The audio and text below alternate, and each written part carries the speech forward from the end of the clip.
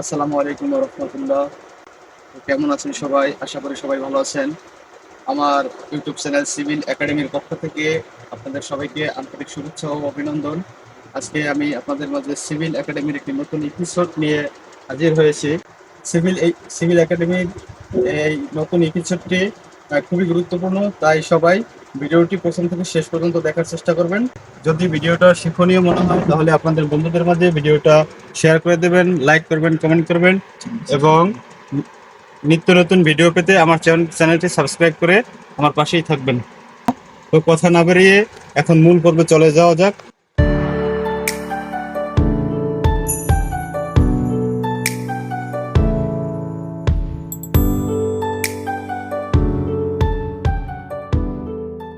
তো চলে আসলাম মূল পর্ব নিয়ে মোবাইল স্ক্রিনে। তো এখন আমরা যেটা নিয়ে আলোচনা করবো সেটা হলো যে আজকে প্রাণী সম্পদ অধিদপ্তরের যে নিয়োগটা দিছে, সেই নিয়োগটা নিয়ে আমি আপনাদের মাঝে আলোচনা করব। কারা কারা অ্যাপ্লাই করতে পারবে, কোন কোন বিষয়ের উপর অ্যাপ্লাই করা যাবে, কোন কোন জেলার ছেলেমেয়েরা অ্যাপ্লাই করতে পারবে, সেটা আমি আজকে আপনাদের বিস্তারিতভাবে বলবো। তো আমরা সরাসরি নিয়োগে চলে যাই। দেখেন,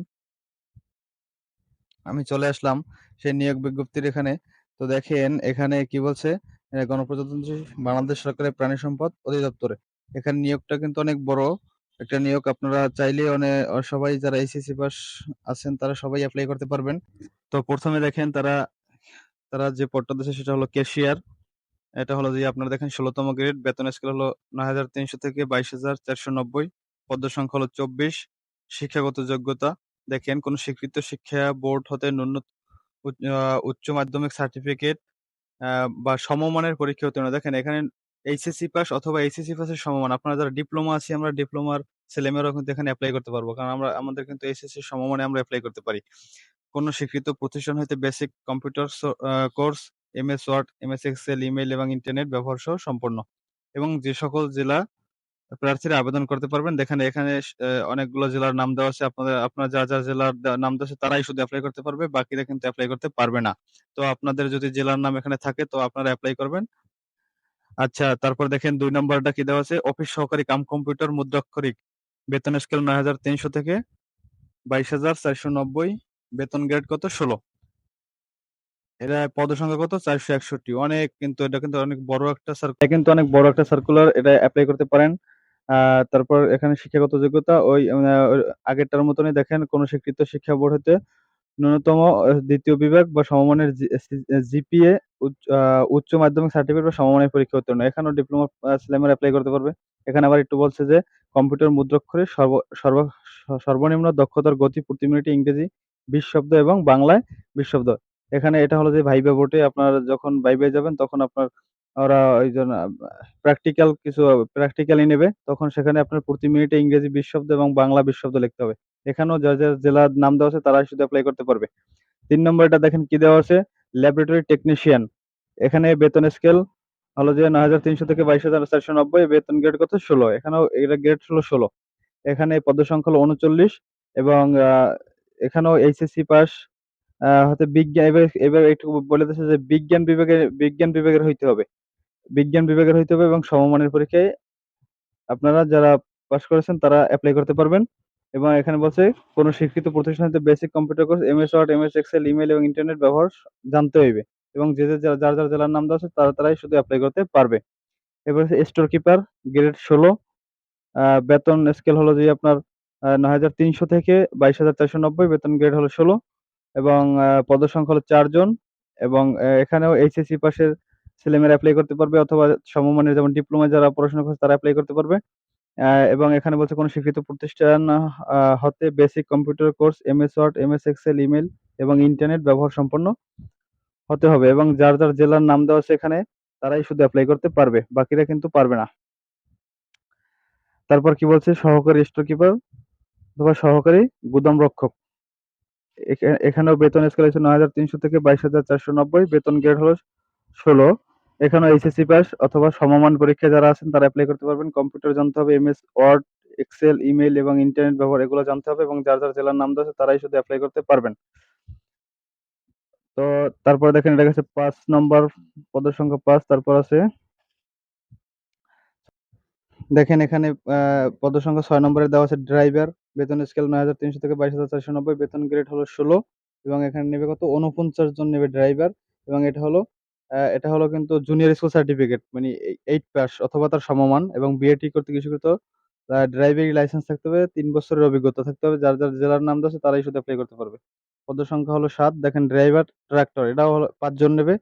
এটা হলো আপনার আ এ জুনিয়র স্কুল সার্টিফিকেট অথবা তার সমমান এবং বিএটি কর্তৃক ইস্যুকৃত ড্রাইভিং লাইসেন্স ৩ বছরের অভিজ্ঞতা থাকতে হবে। যার জেলার নাম দেওয়া আছে তারাই শুধু এপ্লাই করতে পারবে। ৮ নম্বরে দেওয়া আছে মিল্ক ভ্যান ড্রাইভার। এখানে ৮ নম্বরে দেওয়া আছে মিল্ক ভ্যান ড্রাইভার।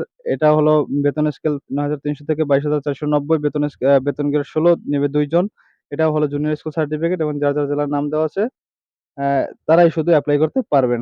৯ নম্বরে কি দেওয়া আছে দেখেন ট্রাক ড্রাইভার। এটাও বেতন স্কেল ৯,৩০০ থেকে ২২,৪৯০, বেতন গ্রেড ১৬, পদসংখ্যা হলো ৬ জন এবং কোন স্বীকৃত শিক্ষা বোর্ড হতে এরাও জুনিয়র স্কুল সার্টিফিকেটের যারা 8 পাস যারা আছেন তারা এপ্লাই করতে পারেন। বিআরটি কর্তৃক ইস্যুকৃত ড্রাইভিং লাইসেন্স ৩ বছরের অভিজ্ঞতা থাকতে হবে এবং যার জেলার নাম দেওয়া আছে তারা এপ্লাই করতে পারবেন। ১০ নম্বরে কি দেওয়া আছে দেখেন ড্রাইভার ট্রলি।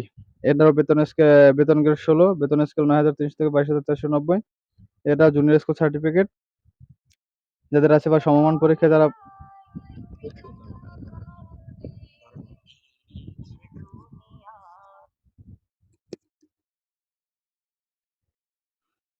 কোন স্বীকৃত বোর্ড হতে ন্যূনতম এটাও জুনিয়র স্কুল সার্টিফিকেট অথবা বিএটি কর্তৃক ইস্যুকৃত ড্রাইভিং লাইসেন্স ৩ বছরের অভিজ্ঞতা থাকতে হবে। যার জেলার নাম আছে তারা এপ্লাই করতে পারবেন। ১১ নম্বর হচ্ছে ড্রাইভার লরি।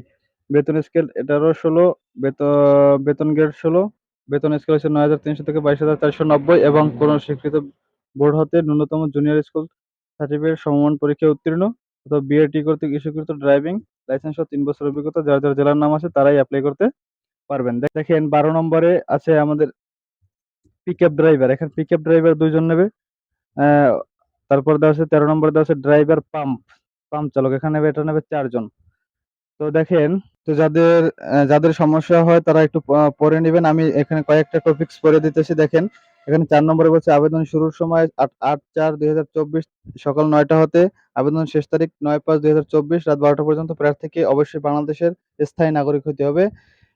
৫ নম্বরে তারপর ৬ নম্বরে বলছে মৌখিক পরীক্ষার সময় অনলাইন আবেদনপত্রের হার্ড কপি, ২ কপি পাসপোর্ট সাইজের রঙিন ছবি, সকল শিক্ষাগত যোগ্যতা ও দক্ষতার সনদ, জাতীয় পরিচয়পত্র অথবা জন্ম নিবন্ধন সনদ, নাগরিকত্ব সনদ এবং কোঠার সাপেক্ষে আ প্রমাণ প্রমাণক সাহিত্য অনুলিপির ২ সেট ডকুমেন্ট দাখিল করতে হবে। মৌখিক পরীক্ষায় সকল সনদের মূল কপি প্রদর্শন করতে হবে। ৭ নম্বর কি বলছে মুক্তিযোদ্ধা কোঠার ক্ষেত্রে মুক্তিযোদ্ধা অথবা শহীদ মুক্তিযোদ্ধার অনুকূলে মুক্তিযুদ্ধ বিষয়ক মন্ত্রণালয় স্বীকৃত সনদ এবং মুক্তিযোদ্ধার পুত্র-কন্যা অথবা পুত্র-কন্যার পুত্র-কন্যা প্রমাণে ইউনিয়ন পরিষদ চেয়ারম্যান, পৌরসভা মেয়র, সিটি কর্পোরেশন কাউন্সিলর ইস্যুকৃত উত্তরাধিকার সনদ, এতিম ও শারীরিক প্রতিবন্ধী কোঠার ক্ষেত্রে সমাজসেবা দপ্তর ইস্যুকৃত সনদ, ক্ষুদ্র নৃগোষ্ঠীর ক্ষেত্রে উপজেলা প্রশাসন ইস্যুকৃত সনদ এবং আনসার ও গ্রাম প্রতিরক্ষা কোঠার ক্ষেত্রে অ্যা সার্কেল অ্যাডজুট্যান্ট ইস্যুকৃত সনদ দাখিল করতে হবে। দেখেন আবেদনপত্রের সাথে নিয়োগ পরীক্ষার ফি বাবদ মহাপরিচালক প্রাণী সম্পদ অধিদপ্তর বাংলাদেশ ঢাকা বরাবরে ৳২০০ অফেরতযোগ্য। আপনার এটা পাঠাতে হবে যে আমাদের যে আবেদন ফিটা যেটা আমাদের ৳২০০ আমাদের তারা বলছে যে ৳২০০ এই প্রতিটা পদের জন্য ৳২০০ করে তারা নিবে। তো এখানে আরো অনেক লেখা আছে আপনারা একটু কষ্ট করে পড়ে নিবেন। না বুঝলে যদি আবেদনটা পরে আপনারা যদি না বুঝেন তাহলে আমাকে কমেন্ট করবেন। অবশ্যই বুঝিয়ে দেওয়ার চেষ্টা করব। যাদের সমস্যা হয় তারা আমার এই YouTube এর অ্যাবাউট এ গিয়ে আমার Facebook গ্রুপের সেখানে লিংক দেওয়া আছে। আপনারা সেখানে প্রবেশ করে জয়েন হবেন এবং সেখানে এই নিয়োগ সংক্রান্ত যত সমস্যা আমি ওখানে সমাধান দেওয়ার চেষ্টা করি। তো সবাই ভালো থাকবেন, সুস্থ থাকবেন এবং আমার চ্যানেলে যদি আপনারা নতুন হয়ে থাকেন তাহলে অবশ্যই আমার চ্যানেলটি সাবস্ক্রাইব করবেন এবং বন্ধুদের মাঝে শেয়ার করে দিবেন।